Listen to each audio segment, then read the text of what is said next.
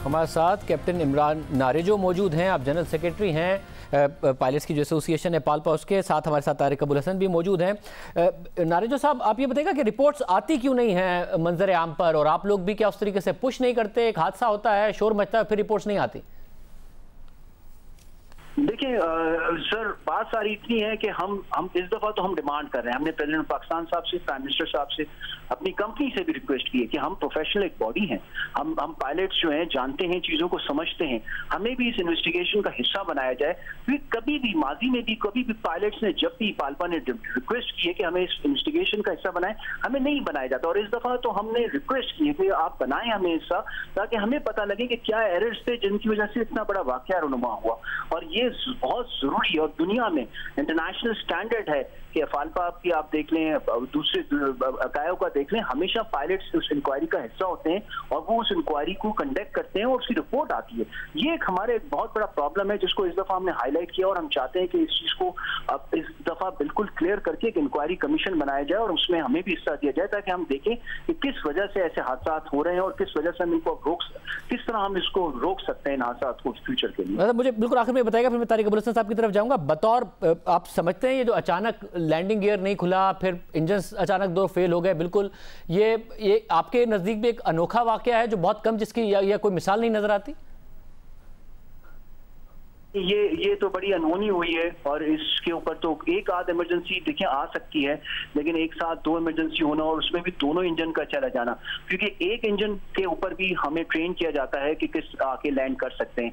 और उन्होंने, जो बेचारे शहीद पायलट थे हमारे, अल्लाह उसको जन्नत नसीब करे, उसने पूरी कोशिश की, और इसका आप इससे अंदाजा कर सकते हैं कि वो रनवे से कुछ फासले पहले ही उसका क्रैश हुआ है, और उसने बाकायदा प्रोसीजर फॉलो करते हुए आपकी कोशिश की है कि वो ग्लाइड करके लैंड कर जाए, लेकिन वो लैंडिंग उसकी उस इलाके में हुई जहां पर घर थे, और वो लाइन में ही है घर जो हमारे रनवे की है।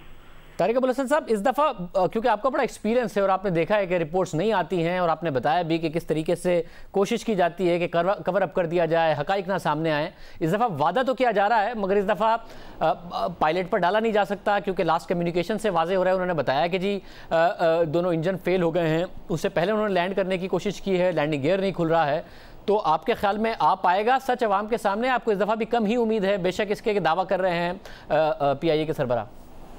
जी, जो माजी के तजुर्बात हैं तो ये तो ऐसा ही लग रहा है बिल्कुल। अब आप देखें कि 2016 में हवेलिया क्रैश हुआ था, आज 2020 है।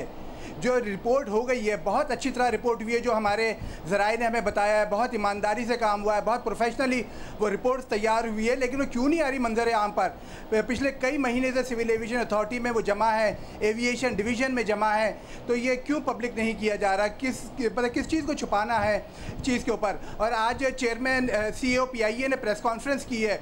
इनका सबसे बड़ा इम्तिहान अब ये है कि ये कितनी जल्दी लोगों को मुआवज़ों की अदायगी करते हैं, इंश्योरेंस की अदायगी कितनी जल्दी करते हैं, कितनी तेज़ी के साथ ये वो तमाम मामलात को निपटाते हैं, वो कानूनी मामलात को, लोगों के क्लेम्स को और दीगर जो चीज़ें हैं उसके अंदर के कितनी जल्दी ये इंश्योरेंस की रकम जो है ये जो मुतासरीन है इन तक पहुंचाई जा सके। ये PIA का एक बड़ा इम्तिहान होगा, और उनकी इस मामले में संजीदगी भी देखी जाएगी कि वो कितना तेज़ी के साथ काम ये करते हैं। एक और अहम बात मैं आपको बताऊँ कि इस वक्त पूरी PIA एक एसेंशियल एक्ट के तहत, लाजमी सर्विसेज एक्ट के तहत काम कर रही है। लोगों के जो जमहूरी हुकूक़ हैं, उनकी जो माशरती हुकूक़ हैं, उनकी जो शिकायत करने का और एहतजाज का हक़ है, ये तमाम चीज़ें उनसे सलब कर ली गई हैं। एक जबर के माहौल में काम कर रहे हैं। मैं ये शायद जानना चाह रहा था पालपा से कि उनकी ड्यूटी टाइम लिमिटेशन कितनी क्वेश्चन हो रही है, कितना कंप्रोमाइज़ हो रहा है? 12-12 घंटे इन लोगों को काम पर मजबूर किया जा रहा है। इसी तरह केबिन क्रू के साथ जो है वो इजाफी काम के ऊपर उनको मजबूर किया जा रहा है, उनकी तनख्वाहें बर वक्त नहीं। मेरे पास वक्त ख़त्म हो गया, ये भी अहम इशू है, इस पर भी हम तफसील से बात करते रहेंगे। बहुत शुक्रिया आप दोनों का, गुफ्तगू आपने सुनी। नाजरीन, अफसोसनाक आज वाक़या हुआ। अब तक की जो इतलात आ रही हैं उसमें सर्वाइवर्स की अब मज़ीद तादाद नहीं सामने आई है। हम दुआ गो हैं कि मज़ीद लोगों ने सर्वाइव किया हो, मज़ीद लोग ज़िंदा बचे हों।